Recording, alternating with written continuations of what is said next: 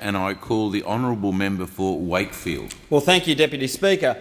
From Elizabeth to Nhulunbuy, from Altona to Western Australia, from south to north to east to west, we've got a country that is reeling from the job losses that have been caused by the actions and the inactions of this government.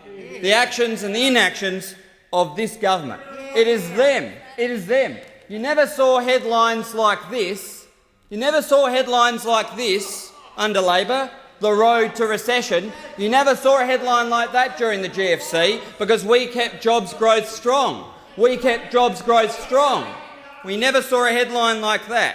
It is this government that is undermining economic confidence by getting rid of the school kid bonus, by putting taxes on small business, by upsetting people, by destroying industries. And we've seen it in my community, in Elizabeth. We've seen it in Elizabeth all too clearly, because we remember the headline, 11th of December, Hockey dares GM to leave. That's in the financial papers of this country. And then the very next day, on December 12th, the very next day, December 12th, it had Holden's dramatic exit puts Toyota at risk. So there should be no surprises by those opposite, about what happened and about who was responsible.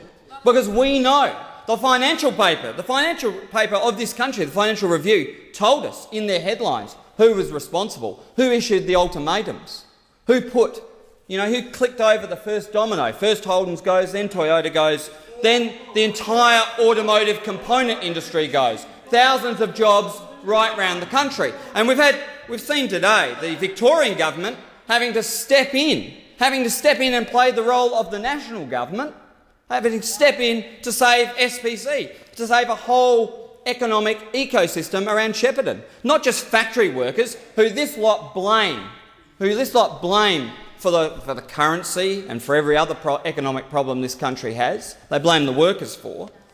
But we had the Victorian government having to come in and play the role of the national government and save SPC, to save factory workers, to save farmers.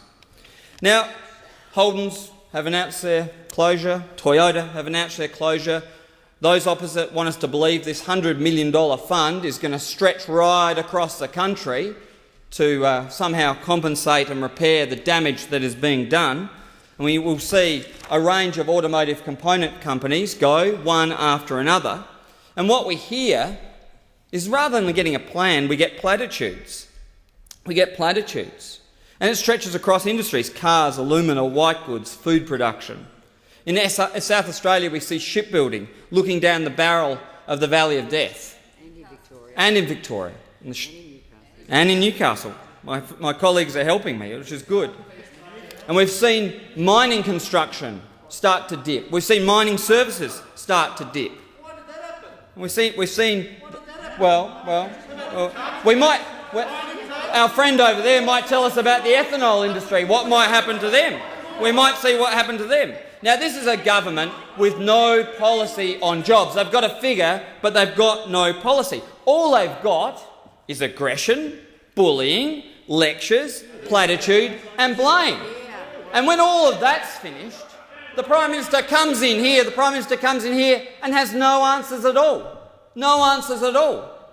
And so when I ask him a question about, well, what's the difference between unemployment in Denison and unemployment in Wakefield, what answer did I get?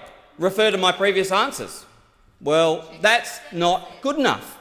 I remember seeing those opposite, back when I was at university, I remember those opposite castigating Prime Minister Keating for not turning up to question time and answering questions. This Prime Minister turns up and just doesn't answer the questions.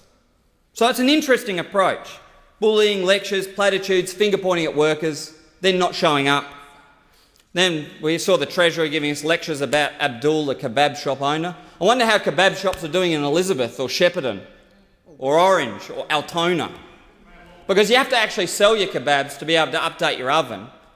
And under the previous government, you got lost carryback anyway, which might have helped you buy that. Now, we get no answers, we get no plan, all we get is blame. Blame and aggression from those opposite. And an aggression particularly directed at the victim, which is the most tragic thing, at the victim of their economic competence. From Elizabeth to Nhulunbuy, from south to north, from Altona to Western Australia, east to west, we see the consequences of this government's actions.